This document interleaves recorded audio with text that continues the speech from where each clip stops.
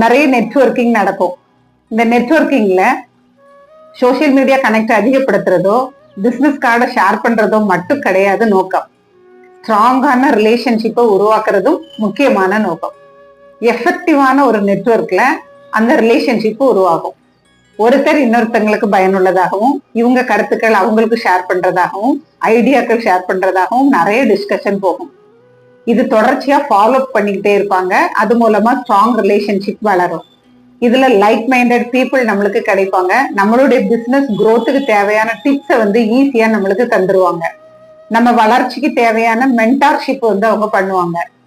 டைமும் எஃபர்ட்டும் நம்ம போட்டிருக்கோம் அப்படின்னா கண்டிப்பா அது ஒர்த்தியா நம்மளுக்கு ரிட்டர்ன் கிடைக்கும். ஆன்லைன் பார்த்து பயப்படாதீங்க. கம்யூனிட்டியை கிரியேட் பண்ணிக்கோங்க. நிறைய ஈவெண்ட்ஸ் அட்டென்ட் பண்ணுங்க. நெட்வொர்க் மூலமா நிறைய ஸ்ட்ராங் ரிலேஷன்ஷிப்பை பில்ட் பண்ணுங்க. உங்களுக்கு இது போல கருத்துக்கள் இருக்கும், அதை கமெண்ட் பாக்ஸ்ல ஷேர் பண்ணுங்க.